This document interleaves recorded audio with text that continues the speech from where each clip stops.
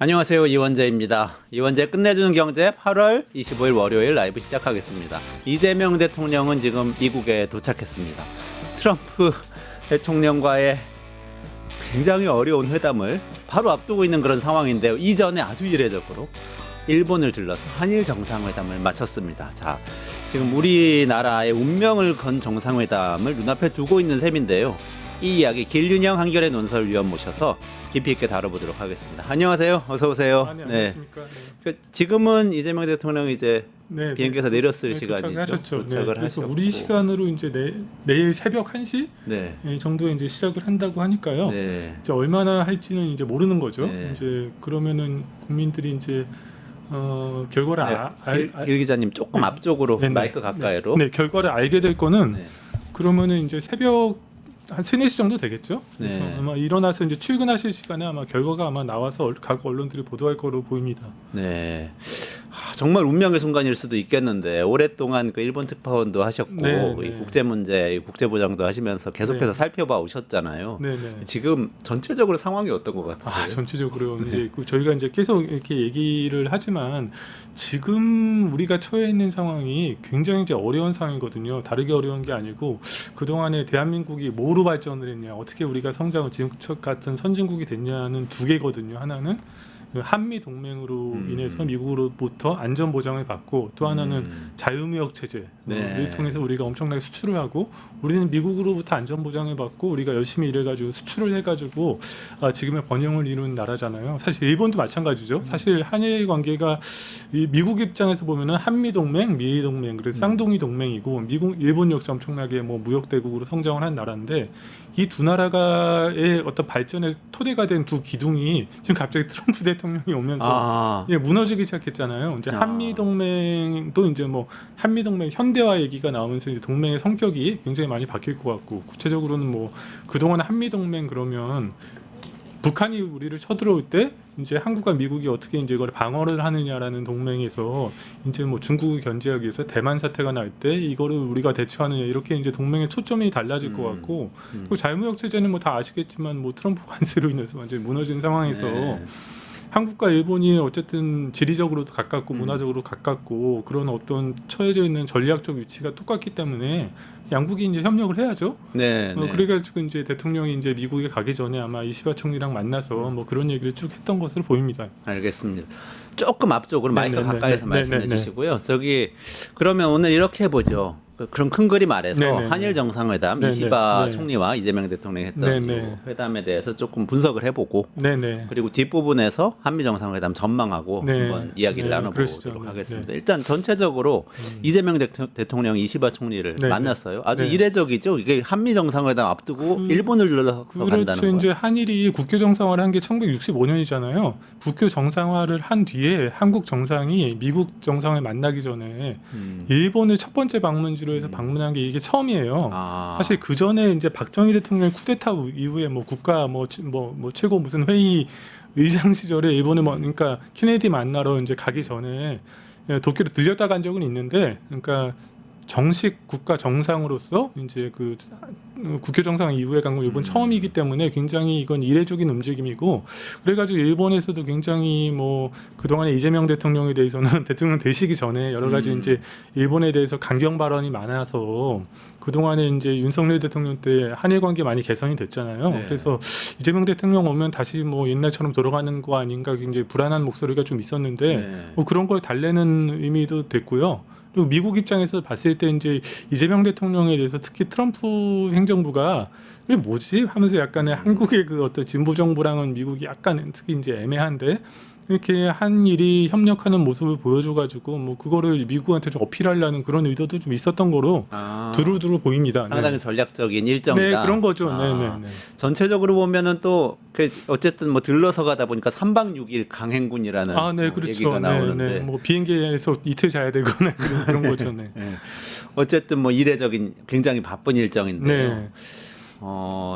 일각에서 이런 얘기도 있어요. 이시바 총리가 사실 지난번에 저 상원 의원 참여연 선거에서도 좀 패배를 하고 여러 가지 위기에 빠져 있는데 그거를 본인이 타개하려고 이렇게 일정을 잡았다. 근데 그거는 뭐 완전 아닌 것 같고요. 이제 일본 입장에서는 지금 그러니까 지금 이재명 대통령이 그 당선이 돼가지고 원래 2번 가려고 그랬습니다. 원래 6월 말에 한 번 가려고 그랬고요. 또 요번에 이제 가려고 그랬던 건데 6월 말에는 이제 아까 말씀하셨던 참의원 선거가 7월 초에 있었기 때문에 선거 기간 중이어서 이제 못 갔던 거고 요번에도 이제 그 한국이 뭐 강력하게 방문을 뭐 주장한 걸로 알아요. 그래서 일본 입장에서는 이시바 총리가 선거에서 져서 좀 뭐 퇴진 압력이 좀 있는 상황에서 이게 어떻게 될지 모르는 상황에서 사실 정치적으로 이게 그 정상이 와서 정상회담을 하기 좋은 타이밍은 아니라고 일본은 봤는데 네. 아까 말씀하셨듯이 이재명 대통령이 어떤 자기의 어떤 우리의 어떤 목적을 위해서 이제 한일이 연대하는 모습을 좀 어필하려고 했던 측면이 좀 강한 것 같고요. 네. 그로 인해서 이제 그 뭐랄까요 사이드 이펙트로 네. 이제 이시바 총리가 이제 퇴진 압력도 좀 있는데 이렇게 먼저 정상회견은 중요한 거잖아요. 내정은 네. 내정이고 그래서 이제 이시바 총리가 약간 사이드로 뭐 나름 뭐 일본 입장에서 뭐 성과가 있었고 그래서 좀 점수를 딴 측면은 좀 있겠죠. 근데 큰 틀에서 보면 우리나라가 그렇죠. 오히려 좀 네. 전략적으로 네. 한미 정상회담 이전에 네. 활용하고 있는 것이다 이런 말씀이시네요. 네. 전 아까 말씀하신 내용 중에서 제 경험이 좀 이렇게 네. 겹쳐서 네. 기억이 나는데 제가 그 외교관 그러니까 한국에 와 있는 네. 외교관 분들하고 가끔가다 교류를 하는 네. 기회가 계속 있었거든요. 근데 일본 대사관 계신 분들 네. 공사 대사는 제가 교류를 못했는데 부대사나 뭐 공사나 이런 분들 만나면은 윤석열 정부 때 엄청 좋아하는 거예요. 윤석열 정부를. 근데 네. 딱 계엄이 터졌을 때 네. 그 뒤에 이제 만난 적이 있었는데 계엄을 잘했다고 얘기는 못 하는데 너무 그러니까 이재명 대통령 되면 어떡하 하는 걱정하는 게 막 공포에 빠졌었죠. 사실 근데 한일 관계에는 뭐 여러 가지 있습니다. 이번에 회담에서도 뭐 두 나라가 뭐 특히 이제 뭐 첨단 기술 분야 이번에 그냥 AI나 뭐 수소 뭐 이런 얘기하고 뭐 사회도 되게 이제 인구학적으로도 비슷하잖아요. 인구가 줄어들고 있고 뭐 도시 집중하고 있고 이런 같이 대응하자 뭐 이런 건 좋은데 결국 한일 관계의 핵심은 뭐 경제는 서로 뭐 먹고 사는 거니까 이제 경쟁도 하고 협력도 하는 거잖아요. 이거는 뭐 가만히 내버려둬도 물이 위에서 아래로 흘러도 그냥 협력이 되는 겁니다. 물론 네. 뭐 정치가 안 좋으면 방해가 되겠지만 결국 핵심은 역사랑 안보거든요. 한일 네, 관계에서는 네. 역사라는 거는 그 굉장히 우리는 굉장히 아픈 식민 지배의 그렇죠. 어떤 그런 아픔이 있고 거기에 대해서 일본이 늘 사죄와 반성의 자세를 가져주길 우리는 바라는 거잖아요. 그리고 최근 양국 간의 현안이었던 대법원 그 배상 판결 문제도 일본이 좀 성의를 보여주길 바라는데 윤석열 대통령은 됐고 그냥 역사 문제는 그냥 끝 그러면서 2023년에 그 외신 인터뷰에서 100년 전의 일을 가지고 언제까지 우리 보고 뭐 일본한테 사죄를 요구하라 할 거냐 나는 뭐 이해가 안 된다. 그리고 특히 김태호 이제 그때 국가안보 차장은 중요한 것은 일본의 마음 뭐 이런 거잖아요. 맞아요. 네, 그렇게 하니까 이제 역사 문제는 이제 뭐 끝이다. 이제 우리 거론 안 한다.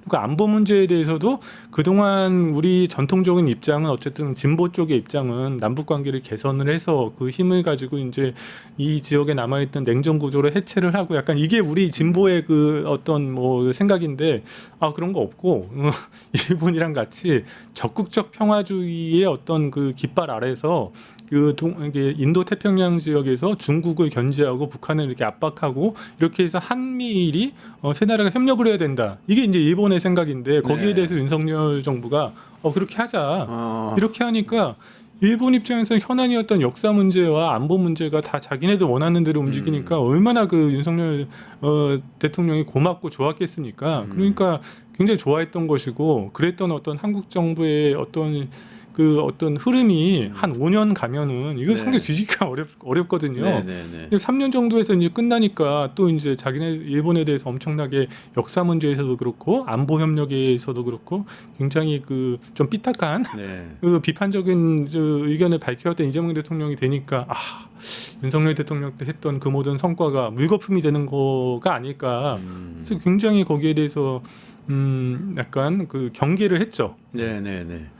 근데 그러면 지금 그 미국 가기 전에 일본을 먼저 들른다든지 하는 이재명 대통령의 일정은 일본으로서는 좀 반갑겠어요? 일본의 입장에서는 굉장히 반가운 일이죠. 특히 이제 제일 먼저 국가 정상이 어느 나라를 가는지는 그 나라가 앞으로 이제 어떤 그 대통령 우리 5년이니까 5년 동안 어떤 대외 정책을 하는지에 대한 굉장히 상징적인 액션이잖아요. 그래서 일본을 중시하는 외교를 할 거라고 이제 사람들이 생각을 하고 또 전에는 사실 일본이 한국의 움직임에 대해서 물론 우리가 생각하는 것만큼 중시하지는 않았는데요.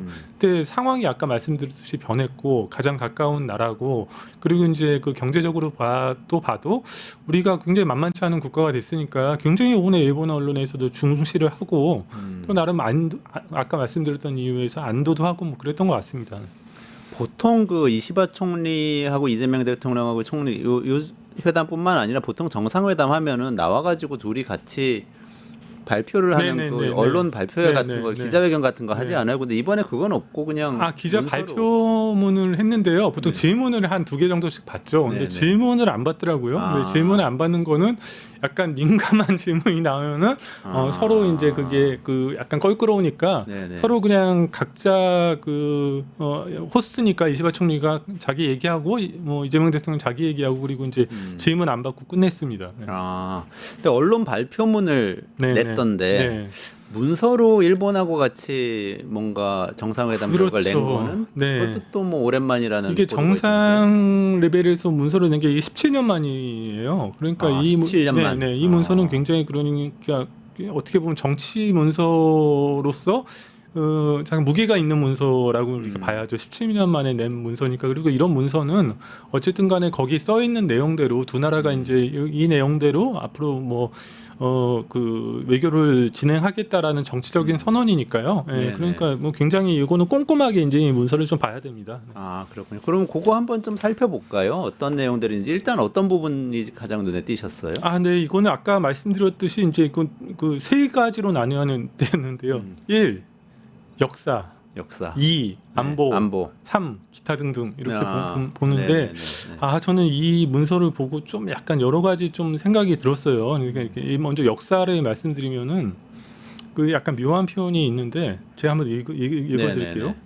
양 정상은 올해 한일 국교 정상화 60년을 맞아 1965년 국교 정상화 이래 지금까지 축적되어 온 한일 관계의 기반에 입각하여 양국 관계를 미래지향적으로 발전시켜 나가는데 의견을 같이 했다. 그러면은 굉장히 중립적으로 들리죠. 그러니까요. 그냥 평이한 이야기 같은데. 평이한 얘기처럼 들리는데 새로운 건 없다 이런 얘기 같아요. 근데 이게 굉장히 그 외교문서라는 게 이제 묘합니다. 이게 근데 제가 말씀드릴게요. 근데 여기서 나오는 65년 국교 정상화 이래 지금까지 축적되어 온 한일 관계의 기반이라는 거는 이 65년의 기반에 입각해서 양국 관계가 발전됐다는 거잖아요. 근데 이 표현은 일본이 그 2018년 10월 우리나라 대법원 판결이 나왔잖아요. 그 대법원 판결은 그 불법적인 식민 지배에 의해서 그러니까 우리나라 그 피해자들이 그 불법적이고 비인도적인 강제 동원의 피해가 있고 그 피해에 대해서 일본 기업이 배상할 책임이 있다는 거잖아요. 근데 그게 이제 우리 대법원 판결의 그 핵심입니다. 그런데 그거는 1965년에 한일 청구권 협정이라는 게 있고 그 청구권 협정에 대한 일본의 해석은 이 청구권 문제는 모든 청구권의 문제가 완전히 그리고 최종적으로 해결됐다는 게 일본의 입장이에요. 그게 이제 일본 사람들이 얘기하는 한일 관계의 기반입니다. 그리고 그렇기 때문에 이제 그 우리 대법원 판결이 나왔을 때 일본이 이 한일 관계의 기반이라는 말을 거듭거듭 사용해가면서 이거를 지켜야 된다. 그리고 그 대법 판결은 그 기반에 어긋난 거다라고 얘기를 하거든요. 그렇기 때문에 이 말은 한일 청구권 협정으로 인해서 모든 청구권 문제가 해결됐다는 일본의 해석. 그러니까 뭐 정부가 어떻게 생각하는지는 모르겠지만 어떤 의미에서 한국 정부가 그거를 동의를 해줬다고 일본 사람은 주장하면서 이제 읽을 수 있는 대목이에요. 근데 반대편도 가능하지 않아요? 그러니까 그 협정은 모든 걸 다 종료시키는 그런 협정이 아니었기 때문에 거기 기반해서 여기까지 쭉 이런 다른 논의들이 이어져 온 것이다. 라고 한국 쪽에서는 볼 수 그렇게 볼 수가 있는데, 근데 한국 그렇게 있는데 그 표현을 일본 사람들이 이제 그 어제치 요미우리 신문 보도를 읽으면은 일본이 이 한일 관계의 기반이라는 표현을 넣으려고 엄청나게 집착을 했고. 그래가지고 이거를 이 기반이라는 거는 제가 말씀드렸던 청구권 협정에 대한 일본의 해석인 거고 그거를 한국의 그 어떤 그 사람들 좌파 정부라고 하기엔 진보 정부의 이명박 대통령에게 이거를 받아들이게 했다는 거는 굉장한 의미가 있다고 그렇게 해석을 하고 있거든요. 그리고 이제 그냥 보통 시청자분들이나 한국 사람들은 이제 일본 문서를 안 보잖아요. 근데 일본 문서를 저는 맨날 보는데 이를테면은 대법 판결이 2018년 10월 30일에 났습니다. 그날 당일날 일본 외교부가 담화문을 냅니다. 그 담화문을 보면은 이런 표현이 나와요. 그러니까 담화문에 대한 그 국민 간의 청구권에 관한 문제는 완전히 그리고 최종적으로 해결된 것이 되며 그 어떠한 주장도 할 수 없다는 것이 그간 이란 관계의 기반이 되어 왔습니다. 이제 이런 표현이 있습니다. 그래서 이거는 일본은 명확하게 이제 청구권 협정에 대한 자기들의 어떤 이해가 맞다라는 거를 염두에 두고 이 문헌을 넣은 것이고 이제 우리 정부가 그것을 알고서 받았는지 아니면은 모른 채 받았는지는 모르겠으나 일본은 이 문헌을 넣은 거에 대해서 굉장히 의미를 높게 두고요. 그래서 이제 그리고 또 대통령이 이제 그 어차피 그때 위안부 합의나 그 3자 변제 윤석열 대통령이 했다는 걸 뒤집지 않겠다고 얘기했잖아요. 네, 전 정부가 한 것도 뒤집지 이어받아야 않겠다고 한다 했으니까 이렇게 이런 문헌을 넣은 거를 보고서 이제 한일전 간의 과거사 문제는 이명박 그러니까 그 윤석열 아니죠 그 이재명 정부에서도 끝났다라고 이 사람들이 주장을 할 수 있고 그 주장의 근거로 요거를 이제 들이댈 가능성이 상당히 많습니다. 그래서 제가 궁금한 게 이거를 알고 이랬나 아니면 모르고 그랬나가 저의 의문인데 모르고 그랬다면은 그 담당하시는 분은 제가 봤을 때 죄송하지만 견책을 받아야 되고 알고 그랬다면은 이명박 그러니까 이재명 정부는 앞으로 이제 대외 관계에서 과거사 문제에 관해서 새로운 또 문제 제기를 하기가 좀 어렵습니다. 그렇게 저는 이해하고 이거고 또 안보는 어떤 내용이요? 안보 부분은 제가 제일 흥미롭게 읽었던 부분이 이런 표현이 있어요. 양 정상은 북한의 핵 미사일 위협에 대응하여 한미일 공조를 바탕으로 안보리 대북 제재 결의가 충실히 이행되도록 국제사회 협력을 지속해 나가야 함을 확인했다라는 게 있거든요. 근데 안보리 대북 제재 결의가 충실히 이행되도록이라는 표현은 제가 봤을 때는 어떤 거냐면요. 이제 북한과 우리가 대화를 해야 되잖아요. 특히 이제 2019년 2월에 하노이 딜이라는 게 있었고 그 하노이 딜의 핵심이 뭐냐면 그 북한이 영변 핵시설을 없애는 대가로 안보리 제재에서 민수와 관련된 일부 제재를 해제한다는 내용이에요. 그게 하노이 딜의 핵심인데 근데 여기 보면은 그 대북 제재 결의가 충실히 이행되도록 얘기한다는 거는 그 하노이 딜과 같은 그런 틀을 부정한다는 것이고 그리고 이제 우리가 뭐 3단계 핵 해법을 내놨잖아요. 먼저 동결을 하고 이제 뭐 이재명 대통령 동결을 한다. 북한이 핵을 동결을 하고 그다음에 이거를 뭐 감축을 시키고 그다음 마지막 비핵화로 나아간다라고 얘기를 한다면 북한에게 뭔가를 줘야 되잖아요. 뭔가 대가를 줘야 되잖아요. 그 대가가 뭐냐라고 했을 때 안보리 대북 제재를 조금 약간 완화해 주는 게 아마 중요한 카드가 돼 있을 텐데 이렇게 얘기를 하면은 굉장히 그게 그런 거에서 이제 제약을 당하게 될 수가 있습니다. 그래서 이제 한일 간에는 안보 문제 특히 이제 대북관과 관련해 가지고 우리 생각과 이제 그러니까 한국의 진보의 생각과 일본의 생각이 같지가 않아요. 그러니까 우리 진보는 뭐랄까 이제 어떻게 북한과 지금 너무 이제 북한과 관계가 어려워져서 뭐 적대적 두 국가라고 상대가 뭐 얘기도 하고 있잖아요. 근데 그런 상황에서 이제 그래도 뭐 여러 가지 우리 적극적인 관여 정책을 통해서 북한을 대화로 다시 끌어내서 적대적 두 국가 관계를 어떻게든지 소통이 될 수 있는 이런 걸로 관여 정책을 하려고 그러는데 일본의 대북 정책은 굉장히 심플합니다. 뭐냐면은 핵 미사일, 납치 이 세 가지 문제가 해결되지 않는 한 국교 정상화는 없다라는 거거든요. 굉장히 북한과 일본 사이에 굉장히 터프한 그 대북 정책을 유지를 하고 있고 그리고 그렇기 때문에 이제 일본과 이제 대북 정책을 소통을 하고 그러는 건 필요하지만 조율을 하면은 이제 윤석열 정부 같이 한국의 우파 정권은 아무런 문제가 없어요. 그 한국 우파는 똑같이 생각하잖아요. 근데 우리는 그 굉장히 이렇게 복잡한 문제가 생기고 근데 그런 측면에서 너무 좀 약간 저쪽으로 우리 앞으로 이제 그 여지를 좀 좁힌 게 아닌가라는 좀 생각이 제일 들었고요. 마지막 기타 네네네. 등등은 기타 등등 뭐 AI 수소 네, 이런 AI 것도 수소 있고. 뭐 그리고 뭐 여러 가지 뭐 한일이 뭐 그 뭐 저출산 고령화, 인구 감소, 지방 활성화 이런 건 뭐 좋은 거죠. 그리고 네. 뭐 워킹 홀리데이 같은 거 원래 한 번밖에 안 돼 두 번도 늘린다 이런 거는 뭐 젊은 사람들 인적 교류를 열리겠다. 얼마나 이런 좋아요. 얘기죠. 뭐 그런 네, 거는 네. 다 좋고 그 문제는 없고 특히 이제 그 지금같이 어려운 상황에서 한일이 뭐 협력을 강화하는 거 필요성 자체는 누구도 부정하지 않거든요. 참 좋았는데 일본과 이렇게 너무 협력하는 모습을 보이다가 이제 역사나 안보 분야에서 좀 너무 약간 밸런스를 좀 잃지 않았냐라는 게 저의 그 문제 의식이고 이제 그래서 이게 좀 앞으로 조금 아마 한일 관계나 특히 이제 대북 정책 이어나가는데 조금 부담 요인이 될 것이다라고 생각을 합니다. 근데 뭐 그럼에도 불구하고 이제 우리가 뭐 할 거는 해야 되겠죠. 네. 그러니까 지금 전체적으로 정리하자면 전략적인 움직임인 것 같다. 그렇게 네네, 얘기해 네. 주셨고 미국보다 일본 먼저. 네네, 간 게. 그렇죠. 근데 네. 그 내용을 보면 상당히 그래도 일본이 듣고 싶은 얘기를 네, 많이 해준 거죠. 측면이 네, 있다. 네, 네. 그럼 무슨 전략일까요?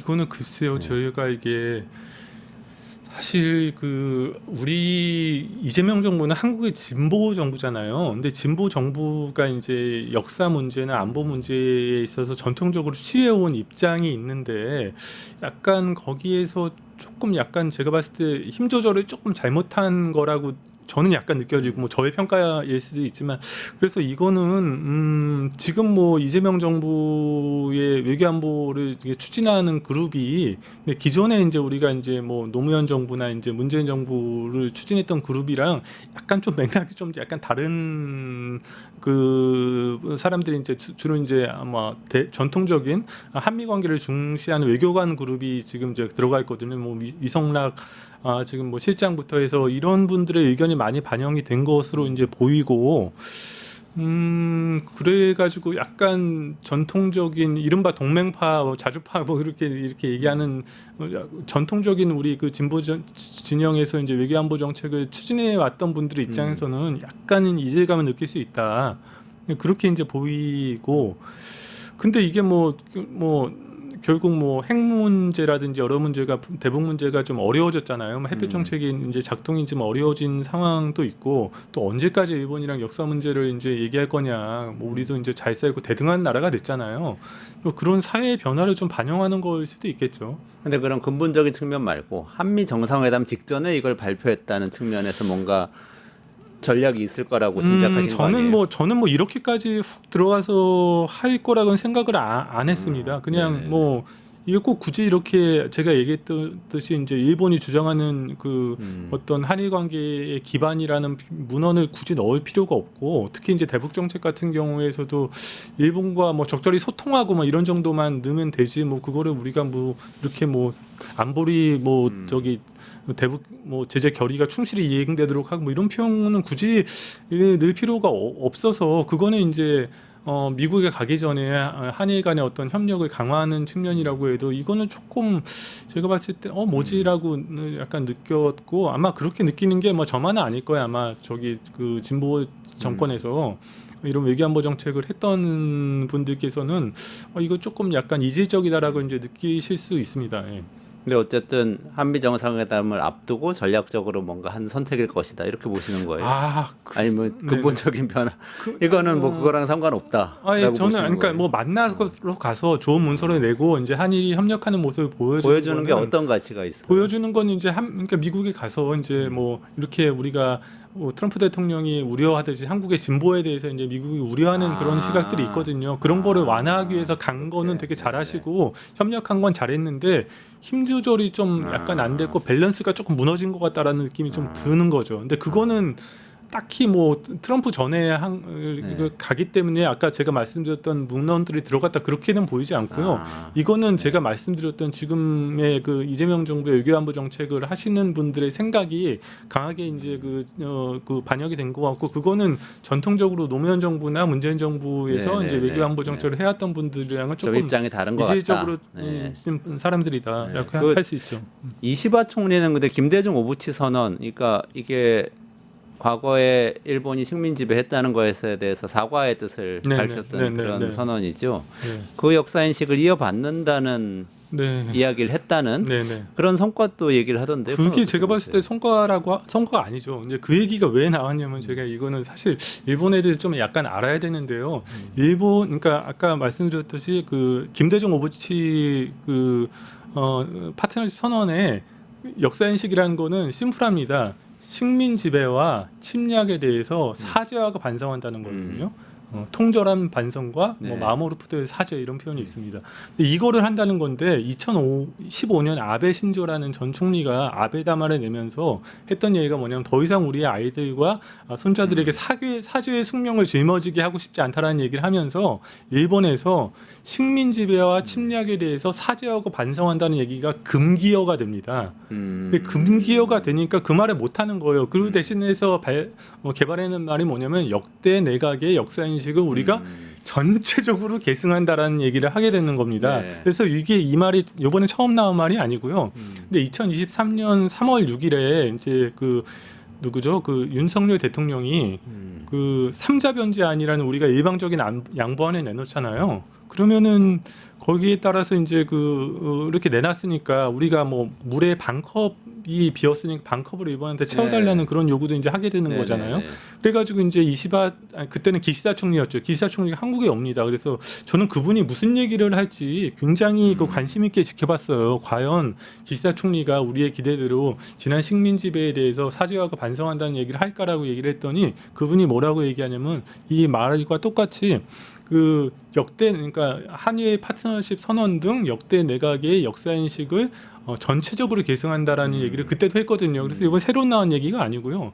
그리고 또 뭐라고 얘기하냐면은 마음이 아프다 이런 얘기를 합니다. 그러니까 전에 일본 정부의 역사 인식은 아베 담화 전에 일본 정부의 역사 인식은 아까 얘기했듯이 식민 지배와 침략에 대해서 사죄하고 반성한다는 게 역사 인식인데 아베 담화로 인해서 더 이상 사죄할 수 없다고 얘기했잖아요. 그러고 나니까 이제 그 일본 총리가 정말 한국의 성의를 보여야 될 때는 마음이 아프다 이런 개인 감정을 얘기를 하거나 아까 얘기했던 금기어를 뺀 채 뭐랄까요 그 역사 인식을 전체적으로 계승한다 이런 얘기만 하는 거예요. 그러면은 이 굉장히 그래서 일본 국회에서도 아니 아베 총리 그러면은 전체적으로 계승한다는 게 뭐냐 침략과 사죄라는 얘기를 한 번이라도 얘기해 달라 그러면은 끝까지 얘기를 안 합니다. 근데 이번에 전체적으로 20화는 김대중 계승한다. 오부치 선언은 언급을 한 거죠. 김대중 오부치 선언은 언급한 거죠. 언급을 한 거고. 네. 근데 그 금기어기 때문에 얘기를 못 하니까 이 얘기가 대체어로 들어간 거고 처음에 나온 얘기가 아니에요. 제가 그래서 오기 전에 또 이제 2023년 5월 7일 기시다 총리의 그 기자 발표문을 봤더니 그 똑같은 내용이 들어가 있습니다. 김대중 오부치 선언에 대한 언급과 네네네. 함께 이어받는다 네네. 그런 상황.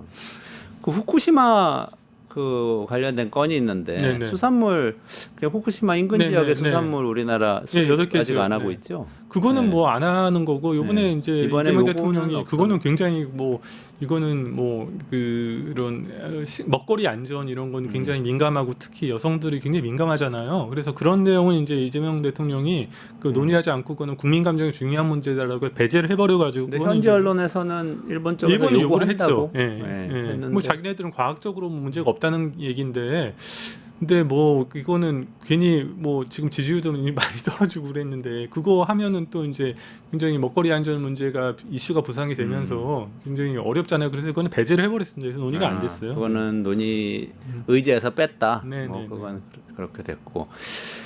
근데 이 언론에 나오는 얘기 중에 이시바 총리가 그 5분간 뭔가 하려고 했던 소수회담, 네네. 소인수회담 네네. 몇 명만 만나서 하는 네네. 긴밀한 네네. 비공개 대화. 네네.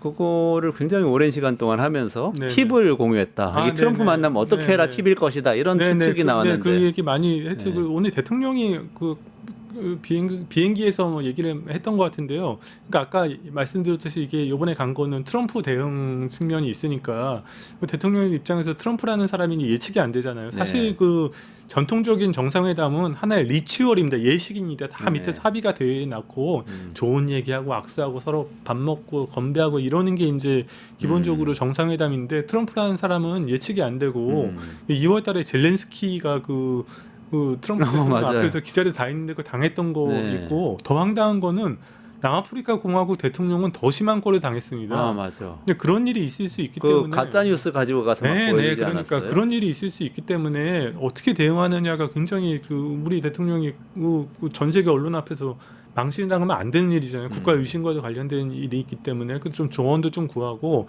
지금 말씀드렸듯이 한일이 처해 있는 특히 관세 협상에서 문제가 같으니까 그런 것도 좀 협의를 했던 것 같고요. 그래가지고 좀 시간이 상당히 늘어났다 보니까 거의 2시간 하셨더라고요. 그러니까 네네네. 그것뿐만 아니라 전체적으로 그래서 뭐 그거는 굉장히 좋은 거죠. 두 네. 정상이 서로 신뢰하면서 이렇게 얘기를 했다는 거는 뭐. 예.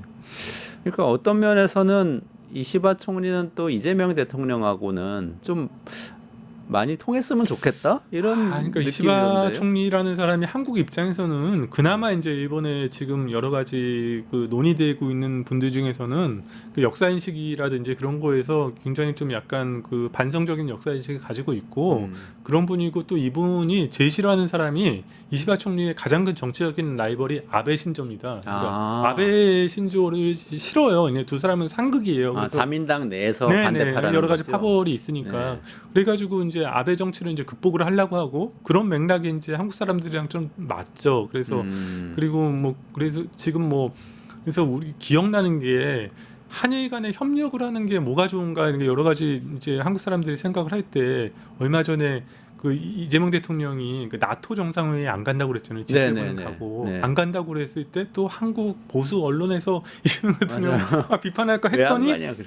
그랬더니 이제 이시바 총리도 안 간다. 아 맞아 그랬었어요. 이시바 총리도 안 간다고 그래서 그러니까 조용해졌죠. 조용해졌죠. 뭐 그런 것도 있고 그리고 어쨌든 간에 이시바 총리 정도나 됐으니까 이제 아베 총리는 굉장히 미국이 하는 대로 이제 다 이제 맞춰주려고 하는 사람인데 끝까지 버티면서 자동차 관세도 좀 뭐 15%까지 내리고 이제 아베 총리가 있었으면 어떻게 했을지는 모르겠는데 그런 측면이 좀 약간 비슷하고 이시바 총리라는 사람이 되게 그 뭐랄까요?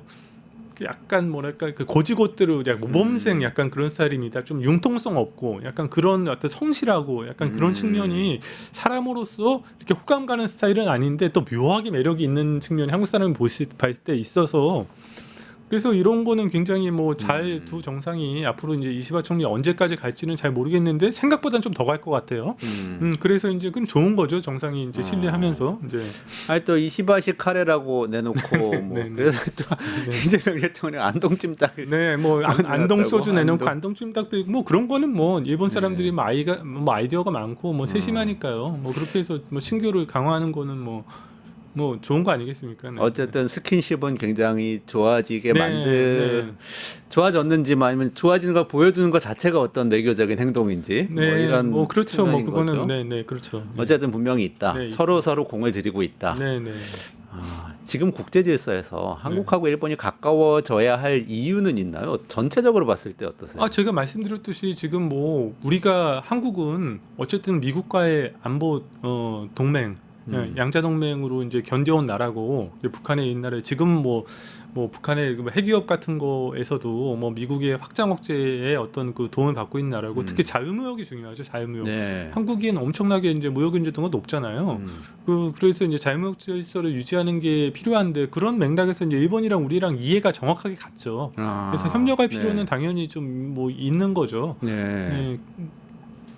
그렇군요. 그러면 어쨌든 전략적으로 가까워져야 되고 여러 가지 이제 네, 그걸 위한 여러 가지를 하고 그리고 있는 뭐 문화적으로도 그렇고 이제 뭐 한국 사람들이 작년에 일본에 830만 명이 갔어요. 한국 사람들이. 근데 일본에서 300 몇십만 명이 오고 그래서 네. 1200 뭐 30만 명이 왔다 갔다 하는 나라인데 네. 또 국경이 없는 씀에도 그러니까 붙어 있지 않고 비행기 타고 가야 네. 되잖아요. 그럼에도 불구하고 830만 명이 갔다는 거는 엄청나게 이제 그 양국의 어떤 문화 교류라든지 뭐 풀뿌리 교류 뭐 그런 거 뭐 결혼하는 커플도 늘어나고 그런 거는 굉장히 뭐 어떤 의미에서도 한일은 뭐 가치를 공유하는 가장 가까운 이웃 나라인 것은 맞죠. 단지 이제 문제가 아까 말씀드린 역사 문제에서는 네. 그런 어떤 문제가 있고 또 북한을 어떻게 보느냐, 이제 중국을 어떻게 보느냐의 대중관 대북관의 문제에서 좀 같지 않은 측면이 있습니다. 이런 거를 잘 조절을 해가면서 이제 어떤 좋은 관계를 유지해 나가는 거는 뭐 무조건 우리한테 나쁜 거라고 할 수가 없겠죠.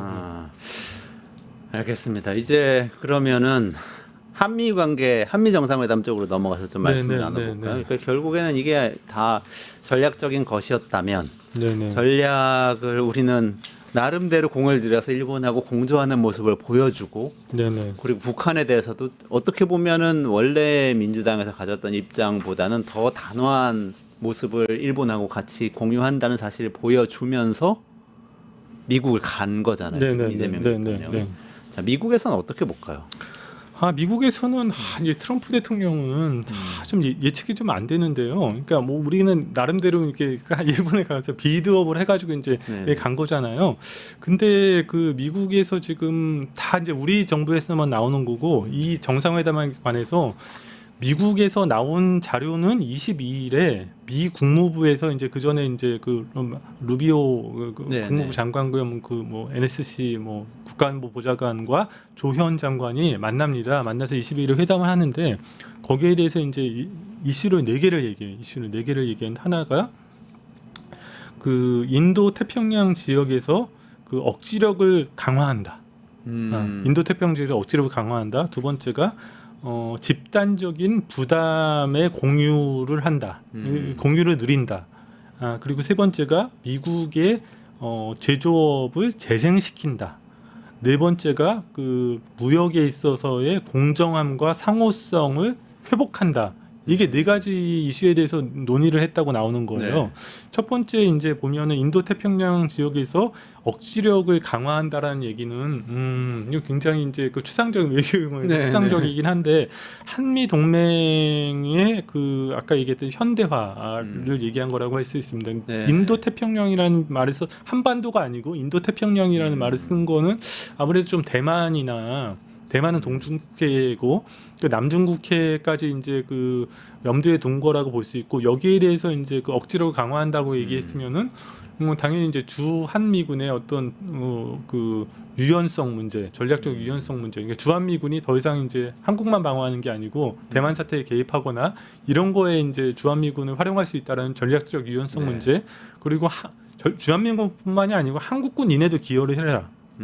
이런 얘기를 미국이 요구하고 있다고 우리가 합리적으로 추론할 수 있는 거죠. 네, 네. 그 간단치 않은 얘기죠 이게.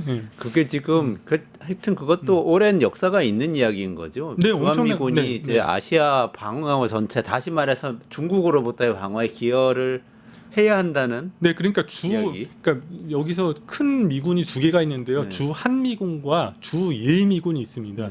주일미군의 역할은 일본이 기지를 제공하고 그 일본에 있는 기지를 통해서 극동 사태에 개입하기 위한 거거든요. 극동 사태라는 건 뭐냐면 한반도 사태 그리고 이제 그 대만 사태를 얘기합니다. 필리핀 뭐 이북에 있는 거. 그러니까 원래 주일미군은 아시아 지역의 그래서 미국의 관여를 보장하기 위한 군대예요. 그러니까 일본을 시키는 것도 있지만, 네, 근데 네. 주한미군은 한국을 방어하기 위한 군대였습니다. 1953년부터 네, 네. 쭉 이제 우리는 그 한국 전쟁을 했으니까 한국을 방어하기 위한 군대였는데 이 군대가 이제 더 이상 이제 뭐 북한의 위협은 한국 니네도 많이 성장했고 니네도 뭐 굉장히 잘하잖아요. 이건 니네가 알아서 하고 주한미군이 이제 한국 방어가 아니고 주한미군을 이제 그 여러 가지로 전략적 유연성이라는 거 다른 데도 활용할게 이런 네, 얘기거든요. 네, 네. 그러면은 상식적으로도 생각할 수 있는 게 대만 사태가 발생했을 때 주한미군을 일부러 빼서 쓴다든지 무슨 뭐 어디가 발생했을 때 주한미군을 빼서 쓴다든지 얼마 전에 그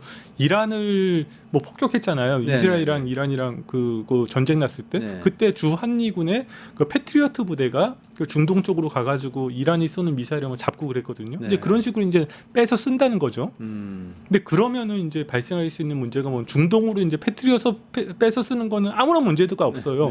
이란이 우리를 공격하진 않을 거 아니에요. 근데 그 주한미군의 기지, 한국에 있는 주한미군의 기지를 발진 기지로 삼아서 네. 이를테면은 대만으로 간다.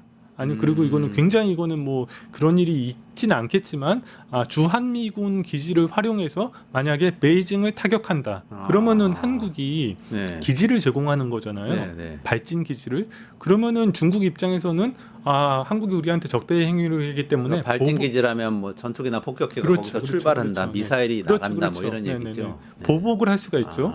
그러면은 주한미군의 전략적 유연성에 의해 미중 갈등이 한중 전쟁으로 발전할 수 있는 겁니다.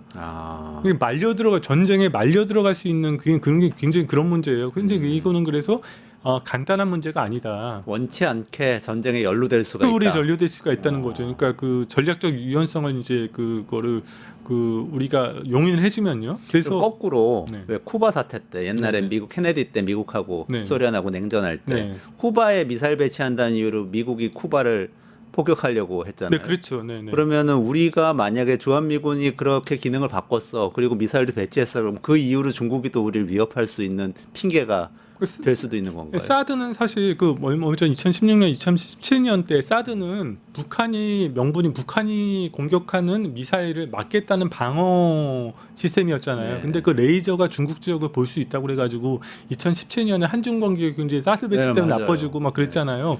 그럼에도 불구하고 이제 순순히 방어용인데도 그랬는데 만약에 여기에 뭐 중국을 공격하기 위한 미사일을 배치한다면은 한중 관계는 이제 끝장나는 거죠. 예.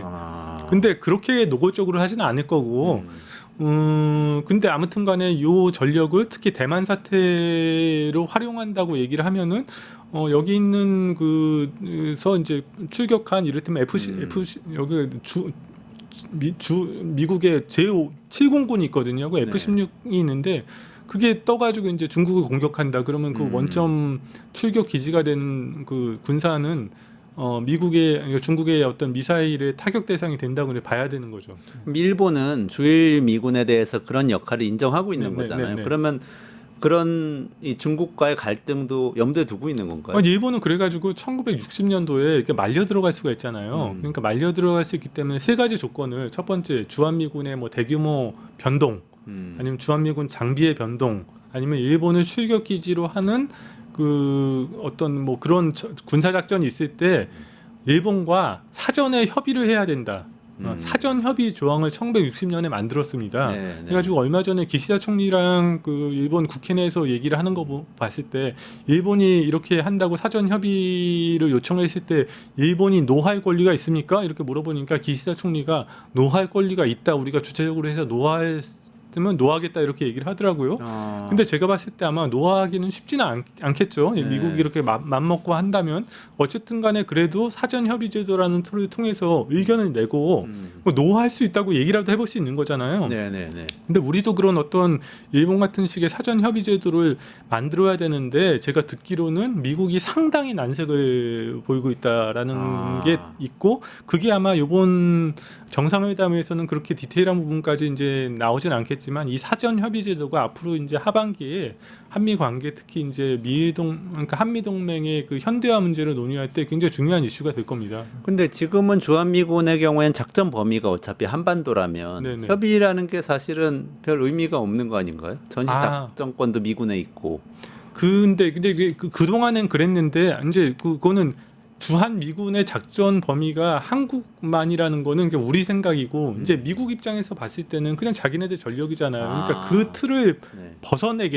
벗겨버리겠다는 거예요. 그래서 더 이상 이제 그 한국이라는 어떤 지역적 범주에 이거를 한정하지 않고 이거를 마음대로 자기네들 원하는 데 빼서 쓰겠다는 거거든요. 그렇기 때문에 그 틀이 이제 무너지는 거고 2006년 1월에도 이제 그때 이제 이라크 사태가 발생하면서 그때 이제 이런 뭐 전략적 유연성 문제 그때 한번 나왔었거든요. 그때는 이제 노무현 정부와 부시 정부가 동북아 지역의 어떤 갈등에 한국인들의 뜻에 반해서 말려들고 싶지 않다는 그 한국인들의 마음을 우리가 존중한다라는 표현이 들어가 있어요. 그때 이제 외교 장관 그 공동 성명에 그런 내용이 들어있었는데 이렇게 바뀌게 되면은 그때 있었던 정치적인 선언의 변경이 이루어지는 것이고 그때 이제 우리가 사전 협의 제도를 어떻게 하고 이제 이거를 우리가 얼만큼 그 연루의 위협에서 이제 회피를 할 수 있을까는 네. 굉장히 앞으로 이제 엄청나게 치열한 논의가 이제 진행이 될 겁니다. 굉장히 중요한 네. 이야기네요. 그럼 어떻게 보면은 국방비 더 뭐 부담해라, 주한미군 뭐 주둔비 더 내라 이거보다도 어떻게 보면 심플한 거죠. 네네. 이게 제일 중요한 거지. 겁니다. 이게 그 돈은 그냥 사실 이제 앞으로 이제 전시작전 통제권 환수 문제도 이제 얘기가 나올 거거든요. 기본적으로 미국 생각은 뭐 한국은 알아서 하라는 거라니까 그럴 바에는 차라리 그냥 우리 한국의 진보의 오랜 염원이었던 전시 작전 통제권을 그냥 환수를 해오고 근데 그러려다 보면 우리가 이제 필요한 이제 국방 소요가 있잖아요. 네네. 그래서 감시 정찰의 작용에서 좀 더 우리가 투자를 한다든지 그래서 우리가 꼭 자주국방 하고 이제 전시 작전을 환수하는데 돈 이만큼 더 듭니다. 우리가 필요합니다. 그러면 국민들도 이해를 할 수 있을 그렇죠. 거고 네. 그러면 이제 돈 쓰는 건 이제 문제가 아니에요. 그런 부분에서 근데 우리가 원치 않는 전쟁에 이렇게 들어갈 수가 있다라는 게 문제고 그게 하나고 또 하나는 한국군 자체에도 너희도 와서 같이 해라고 할 수가 있거든요. 주한미군뿐만이 아니고. 그러니까 일본은 뭐 이런 거 했을 때 굉장히 그 세밀하게 이제 분류가 되어 있습니다. 일본은 그냥 이게 진짜 뭐 일본 유사 사태인지 아니면 굉장히 어려운 표현인데 뭐 중요 영향 사태인지 존립 위기 사태인지 막 그래가서 자위대가 이제 어떻게 대응하는지가 딱 정해져 있고 거긴 또 헌법에 제약이 있기 때문에. 그 집단적 자위권이라는 말이 있잖아요. 네네네. 개별적 자위권은 내가 공격받으면 내가 때리는 거는 일본 이거 모두 다 허용된 건데 내 동맹국이 공격했을 때 내가 같이 가서 싸워주는 게 집단적 자위권이거든요. 네네. 근데 사실 일본은 이 집단적 자위권을 완전히 활용하지는 못해요. 이게 헌법이 제약이 있어서. 근데 우리는 그 집단적 자위권은 완전히 그런 헌법 제약이 없잖아요. 네. 그래서 무슨 남중국해 사태가 발생했을 때 정말로 이 미국이 원하는 대로 다 되고 정말 그 많이 얘기 나오는데 하나의 전구다 다 이 지역이 원시어타다 그래서 한반도부터 저 남중국해까지 원시어타라고 얘기하면은 하나의 전쟁터다 이런 얘기 하면은 남중국해에 무슨 문제가 발생하면은 일본은 헌법적인 제약이 있어가지고 안 오고 우리는 국내 헌법 때문에 안 되겠는데요 이렇게 얘기할 수 있다는 일본은 거죠. 그렇죠. 근데 우리는 그 제약이 우리는 그 없다. 제약이 없으니까 그 한국군이 남중국해까지 가가지고 집단적 양안관계 행사해서 갈등이 그럴 수가 생겼으니까. 있는 거죠. 이제 굉장히 극단적인 예지만 이번에 이시바 총리 회담 때 그 양안 관계 얘기가 있었나요? 이시바 총리가 양안 관계에 대해서는 명확하게 얘기는 안 하고 힘에 의한 현상 변경에 반대한다라는 거를 그냥 그 기자회견이 아니고 그냥 기자 발표 거기서 그 부분을 좀 얘기한 게 있고 우리 대통령은 거기에 대한 언급은 없었습니다. 근데 일본은 기본적으로 아까 이렇게 일본이랑 안보 협력을 어느 정도는 필요하지만 우리가 경계해야 된다고 하는 게 기본적으로 일본 사람들은 한국, 일본 미국이 뭐 한미 3개국이 연대를 해서 중국의 어떤 그런 뭐 일방적인 힘의 변경을 우리가 뭐 힘으로 막고 뭐 북한을 어떤 뭐 압박을 해가지고 뭐 비핵화를 시키고 막 이런 생각을 갖고 있는 거예요. 그런 생각은 갖고는 있는데 집단적 자위권은 없고 없으니까 우리는 그러니까 막상 전쟁 나면 우린 빠질게요. 빠지는 건 아니에요. 아까 이게 굉장히 복잡한 법적 제도가 제한이 있어가지고 할 수 있는 게 별로 없거든요. 근데 우리는 그런 게 없잖아요. 그러니까 제가 사실 위험하네. 그러니까 원시어터 그 구상이 나왔을 때 하나의 정부 구상이 나왔을 때 제가 그 얘기를 썼어요. 아니 니네들은 그 뭐 그러는 뭐 한국에 이를테면은 이 동아시아에 나토 같은 게 만들어진다고 하면 이렇게 나토라는 게 이제 한 나라가 공격받으면 전체 공격으로 보고서 같이 대응하는 거잖아요. 네네. 그러면은 이제 미국에 의해서 풀리 그 집단적 자위권을 행사할 수 있는 나라가 그런 의사와 능력이 있는 나라가 필리핀은 의사는 있을지 모르지만 능력이 없고 뭐 호주는 뭐 좀 있을 수 있지만 뭐 결국 우리잖아요. 근데 일본은 능력은 있을지 모르지만 법적 제약이 있으니까 일본은 뒤에서 막 기름만 넣어주고 막 거기서 물만 보급해주고 우리가 나가가지고 괜히 위험한 일을 당할 수 있고 뭐 그게 뭐 사실 극단적인 상상이지만 그럴 수도 있거든요. 그러니까 이거는 굉장히 어려운 얘기인데 미국이 원하는 게 바로 그거다. 미국이 원하는 거죠. 거다. 지금 이재명 대통령 한미 정상회담에서 다룰 이야기를 다루면서 지금 첫 번째 주제 한미 동맹의 현대화가 무슨 의미냐를 얘기하면서 지금 여기까지 왔는데요. 그 다른 주제들에서 좀 두 설명해 번째는 주시죠. 그 콜렉티브 버던 시어링이라는 건데 그 버던 시어링이라는 건 국방비 문제겠죠. 부담을 공유한다는 거니까. 그러니까 이거는 아마 국방비 문제일 것 같고. 그러니까 국방비를 유럽이 또 뭐 저기 GDP의 5%로 맞춰라 뭐 이런 거 보니까 이건 국방비 문제는 아마 그 방위비 분담금을 좀 더 그 협정을 맺은 거를 다시 해가지고 늘려달라는 얘기로 이제 해석이 되고요. 그리고 또는 또 다음 거는 미국의 그 매니팩처링을 리바이탈라이즈 제조업. 제조업을 이제 다시 활성화시켜라는 얘기는 그 지난번에 관세 협상에 의해서 3,500억 달러 니네 내놓는다고 그랬잖아. 네, 어떻게 할 네, 거야라는 걸로 구체적으로 일정표를 만들고 뭐 이런 얘기가 이제 나올 수가 있는 거죠. 이거 굉장히 근데 너무나 큰 돈이어가지고 지난번에도 말씀드렸듯이 이게 세 가지로 나뉜다고 그랬잖아요. 하나는 네. 직접 출자가 있고 두 번째는 네, 네, 융자 그러니까 대출이 있고 대출 보증이 있고 그렇게 설명을 했고 우리 정책실장도 그렇게 설명을 했는데 아마 직접 대출은 직접 그 출자는 뭐 굉장히 극소량이고 나머지는 뭐 대출이나 대출 보증이 아니겠다고 얘기를 했는데 갑자기 직접 투자 비율을 일정 정도 이상 높여라라든지 그럼 진짜 생돈이 나가는 거잖아요. 네, 네. 라든지 언제 어떻게 할 거냐 이거 명확하게 스케줄을 얘기해라라고 얘기하면은 답이 없어지는 거죠. 파랑우사님이 댓글 주셨네요. 네네. 트럼프 형 미군 기지 사용료 내놔 뭐 이렇게 댓글 주셨는데 네네. 그렇게 할 거면 네네. 뭐 니네 군대 여기 와서 하는 거면 니네가 사용료 내야지 이런 이야기인 것 같은데 네네. 또 아까 어떻게 보면은 미군 기지 뭐 방위비를 우리가 더 내거나 그렇죠. 뭐 미군 주둔비를 더 내는 문제는 어떻게 보면 굉장히 간단하고 네, 우리가 네, 국민적 네, 합의도 어떻게 보면 할 수 있는 문제다 이렇게 그렇죠. 예, 말씀하신. 특히 이제 그러니까 뭐 전시작전 그런데, 통제권 그 환수랑 같이 하면은 뭐 우리 진보 내부에서는 어차피 해야 되는데 우리 자주국방이 우리는 굉장히 중요한 적이었고 또 이제 진짜 전시 상황이 됐는데 우리 군대를 우리 마음대로 못 움직인다는 건 어떻게 보면 공포스러운 거거든요. 그렇죠. 네, 맞아요. 네. 알겠습니다. 지금 세 가지 주제에 대해서 말씀을 해주셨는데 조금 디테일하게 들어가서 보도 나온 것 중에 중앙일보 단독 보도로 나왔던 네, 것 네, 같은데 3,500억에 네, 네. 대해서 네.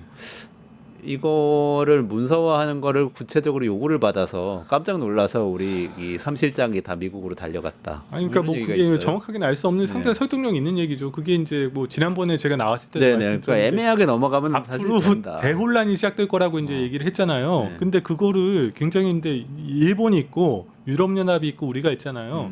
근데 유럽연합과는 그 미국과 유럽연합은 그 문서가 나왔습니다. 이제 며칠 전에. 근데 거기를 보면은 유럽연합이라는 거는 나라가 아니잖아요. 네네네. 그러니까 그 유럽 나라의 어떤 저기여서 그 자기네들이 그 개별 국가처럼 할 수가 없고 또 해도 유럽 이사회 통과를 받았기 때문에 거기는 어떻게 돼 있냐면 6천억 달러를 민간에서 투자한다 이렇게 돼 있어요. 그 공석 문서를 공식 보니까 문서예요. 그러니까 민간에서 투자 안 하면 끝이다 어떻게 보면 그럴 수가 있는데 네. 한국과 일본은 국가고 이거를 투자 펀드식으로 했으니까 당연히 우리 입장에서는 그 이렇게 실제로 들어가는 건 얼마고 뭐 이런 식으로 아까 대충 묻어나가려고 하는데 미국이 그렇게 호락호락한 나라가 아니죠. 그래서 네. 이거를 명확하게 이제 문서를 요구하고 스케줄을 요구를 하면은 이제 한국이랑 일본이랑 이제 거의 패닉에 빠지게 되는 거죠. 그리고 이거를 늘려라라고 했다는 얘기도 있고 아니면은 그 안에서 이제 출자 부분을 늘려라라고 했다는 얘기도 있는데 그런 거를 스케줄을 요구받으면은 그 3,500억 달러가 어디 있습니까? 그러니까 굉장히 어렵고 아마 한일 간에는 그래가지고 이런 문제 가지고도 좀 긴밀하게 서로 네. 작전을 짜가지고 이렇게 설명을 하자 막 이런 게 아마 좀 있어야 될 것 같고 그러니까 이제 큰일 난 거죠. 그러면 이걸 어떻게 해요? 그러니까 당연히 그게 이제 상당히 설득력 있는 얘기고 또 농산물을 네네네. 좀 수입을 좀 해달라. 전에는 그게 안 나왔다는 얘기잖아요. 그때 이제 할 때는 그러니까 미스테리였잖아요. 그러니까 트럼프 대통령은 SNS에서는 막 우리 농산물 수입하기로 했어 뭐 이렇게 얘기했는데 실무 협의에서는 뭐 그런 얘기 그렇죠. 없고. 뭐 쇠고기 뭐 30개월 이상 했다느니 2018년에 그때 우리 광우병 촛불 집회 100만인이 모인 사진을 보여주니까 미국이 뭐 알았다고 맞아요. 했다고 설명을 했는데 그게 좀 아닐 수도 있고 쌀이나 뭐 쇠고기라는 것도 있고 그래서 알 수는 없는데 일각에서는 그 아까 얘기했듯이 그 동맹 현대화 문제는 안보실장 유성락 실장 그리고 무슨 뭐 이런 어떤 그 관세 문제는 그 김용범 문제 정책실장이 갔잖아요. 그래서 그 농산물 같은 경우는 그게 정무적인 문제니까 이것 때문에 강훈식 비서실장이 간 게 아닌가 뭐 그런 해석도 있고 근데 정확하게는 이제 뭐 서로가 이제 그 긴밀하게 이제 그 약간 비밀리에 협의를 하는 거기 때문에 알 수가 없는데 아무튼 셋다 간 거는 이것도 처음 있는 일이에요. 그렇죠. 그러니까 뭔가 우리가 봤을 때는 정확하게는 알 수 없지만 엄청난 그 일이 있고 근데 진통이 이어지고 있다.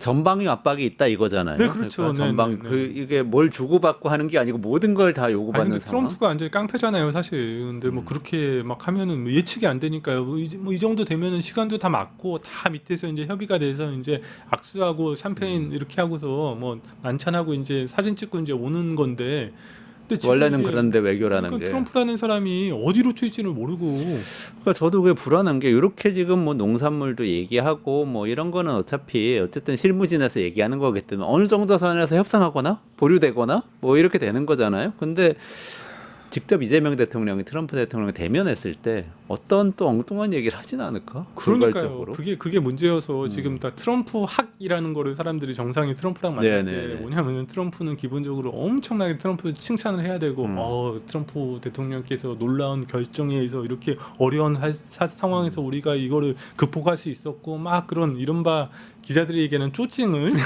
이렇게 해야 된다는 칭찬. 게 칭찬을 해야 된다는 게 그게 있고 또 이제 트럼프가 이겼다. 역시 역시 형님 대단하십니다. 딜의 황제. 그러니까 이렇게 해서 트럼프를 띄우고 이 사람의 그 비위를 맞춰야 되는 그런 상황이 되는 거예요. 그래서 최근에 그 이제 뭐 우크라이나 전쟁 뭐 종전 협상을 할 때도 유럽 정상이 막 이탈리아, 영국, 뭐 프랑스, 뭐 이렇게 독일 정상이 죄에 몰려가서 7사람이 몰려가지고 역시 맞아. 트럼프 대통령 대단하십니다. 역시 훌륭하십니다. 트럼프 푸틴과 그렇게 만나가지고 이 어려운 상황에 돌파구가 마련됐습니다라고 다 트럼프를 칭찬하는 거예요. 그랬더니 트럼프 대통령이 좋다 이러는데 그게 문제가 뭐냐면은 이제 국가 간의 어떤 그런 합의를 하려면 이렇게 좋은 얘기만 할 수가 없잖아요. 네. 그러니까 굉장히 디테일하고 악마는 디테일에 있으니까 부분에 대해서 서로 이제 언성도 높여가면서 싫은 얘기도 하고 막 그래야지 이제 그 정말 힘든 게 이거 다 엎어버려 막 했다가 뭐 협상 중단됐다가 다시 만나서 어렵게 합의를 꼼꼼하게 짜야 되는데 트럼프가 그러니까 어려운 얘기를 못하고 대충 기분만 맞춰주고 좋다 하니까 지난번에도 문서도 없죠. 한일 관세협의회는 문서도 없고 디테일에 대해서 한국 얘기 그 미국 얘기 완전히 다르잖아요. 일본도 그러고 뭐 이러니까 이게 뭐 도대체 합의를 한 것 같은데 합의를 한 것 같지도 않고 근데 그런 문제가 다시 발생할 수도 있고 그러니까 이게 너무 이게 힘든 것 같아요. 굉장히 힘든 상황인데 또 이재명 대통령이 전용 기관에서 기자들하고 얘기하면서 거래 기술, 그 트럼프 대통령이 쓴 책에 대해서 언급했었죠. 네, 언급한 거. 근데 자세하게는 얘기 안 하고 자기도 그 책 봤다. 그러니까 뭐 열심히 하는 대로 그 엄청 트럼프 대통령 비위를 맞추겠다 뭐 그런 취지인 것 같아요. 그래서 이시바 총리가 아까 말씀드렸듯이 이 사람이 되게 무뚝뚝한 사람이라고 얘기했잖아요. 융통성 없고. 이시바 총리도 그때 2월달에 가가지고 뭐 저는 이시바 총리가 그런 얘기하는 거 처음 들었어요. 엄청나게 트럼프 대통령의 그때 작년 7월에 총 맞이했을 때 겨우 이제 아슬아슬하게 살았던 거를 얘기하면서 그때 뭐 트럼프 대통령이 용감하게 일어나셔서 저 등 뒤에는 파란 하늘이 빛나고 성조기가 날리고 있고 그 광경을 보면서 저는 신이 트럼프 대통령을 구했고 막 이런 얘기를 하더라고요. 그러니까 그래야지 이제 트럼프 대통령은 좋아하고 젤렌스키 2월달에 했듯이 막 바른 말하고 덤비고 그러면은 이제 분위기 엉망되고 이제 그러는 거죠. 그래서 아마 그 거래 기술은 아마 대통령이 그렇게 잘 이제 친화력 있게 트럼프 대통령이 기분을 안 상하게 하면서 우리 국익을 아마 지키려고 최선의 노력을 다한다. 뭐 그런 의지 표현을 그렇게 하신 게 아닌가.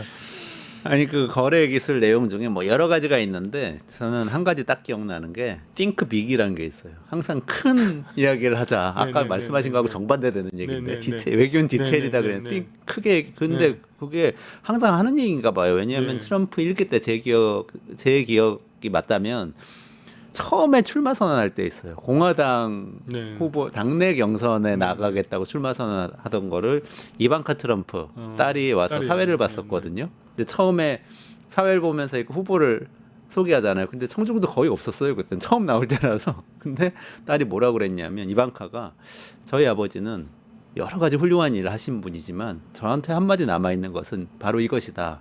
think big. 크게 생각해라 뭐든지. 그래서 시스템을 바꾸도록 해라. 뭐 이런 얘기를 했었거든요. 그러니까 굉장히 이 사람한테 중요한 말인 것 같은데 저는 길 기자님이 말씀하신 지금 뭐 노벨상 뭐 이런 거는 근데 이런 사람을 만나서 이재명 대통령이 어떻게 이야기를 하는 게 좋을지. 이재명 대통령이야말로 정말 그 정반대인 것 같아요. 저는 정말 디테일을 잘 챙기고 실행에 강하고 이런 분인데 이재명 대통령이 뭐 보니까 회의 주재하는 거 보니까 분위기를 잘 파악하시고 일머리가 있고 상대가 그 회의 진행의 맥을 되게 잘 짚으시더라고요. 그래서 저분은 제가 확실하게 느끼는 일머리가 있다. 이재명 대통령 좋아하든 싫어하든 일머리가 있어서 우리나라가 처음으로 가져본 실무형 대통령이라는 얘기를 네네네. 생각했거든요. 일하는 대통령. 네, 일하는 대통령. 그러니까 아마 되게 실무적으로 그러면서도 되게 분위기도 잘 이렇게 사람 대할 때도 되게 생각보다 다르게 이렇게 잘 대하시더라고. 그러니까 그런 거를 또 이거는 누가 도와줄 수도 없어요. 예, 그 정상관 만납니까? 이재명 대통령이 어쨌든 잘 그 트럼프의 비위를 잘 맞춰가면서 이렇게 해야 되고, 근데 우리가 뭐 조언하는 게 뭐 의미가 없습니다. 뭐 이렇게 하셔 저렇게 하셔라고. 네. 오늘 여기까지 해야 될 것 같아요. 근데 오늘 이 여러 가지 이슈를 살펴봤는데 어쨌든 정말 중요한 운명적인 정상회담이고 내일 이제 결과를 확인을 하실 거는 맞는데 길 기자님 말씀을 듣고 보니까 이건 또 다시 시작일 것 네, 완전 또 다른 시작이죠. 트럼프 드네요. 대통령이랑 뭐 명확한 게 안 나올 거예요. 아마 네. 또 그 저 비위를 맞춰야 되니까 되게 이제 또 이렇게 느슨한 뭔가 합의 비슷한 게 나올 것이고, 거기를 두고서 이제 또 이제 실무진에서 이제 일을 할 수밖에 없고, 어쨌든 간에 굉장히 분수령입니다. 예, 이거는 앞으로 이제 이 변화된 상황 속에서 우리가 어떻게 나가야 될지를 정하는 분수령이니까 잘 좋은 어떤 국익을 생각하면서 결과를 끄집어내기를 우리는 국민들로서는 뭐 응원할 수밖에 없죠. 알겠습니다. 그렇게 하려면 일단 또 일본한테도 그렇게 한 것 같으니까. 그러니까 힘내시라고 응원 드리고 큰 틀에서 보면 어쨌든 세계 질서 막 요동치고 있는데 미국은 자기 국익을 더 챙기겠다고 점점 더 강하게 이야기하고 있고, 우리가 보기엔 굉장히 부당한 요구들을 막 하고 있는 와중에 우리는 전략적으로 한 수를 딱 뒀는데 그게 어쨌든 일본 쪽으로 뒀는데 이게 어떻게 이 결과로 이어질지 좀 지켜봐야 될 것 같습니다. 저는 내일 5시 50분에 라이브에서 정상회담 결과 또 정리를 해드릴 거예요. 그러니까 내일도 라이브 꼭 참여해 주시고요. 길윤영 기자님 여기서 인사드리고 오늘 방송은 마무리해야 될 것 같습니다. 네, 고맙습니다. 감사합니다. 네.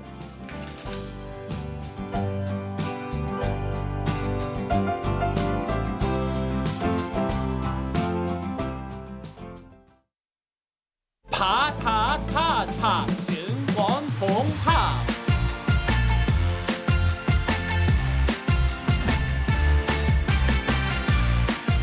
이제 저녁 8시 30분 퇴근 후 퀴즈 한판 혼자하지 마세요. 같이 해요. 매일 저녁 8시 30분 많은 참여 바랍니다.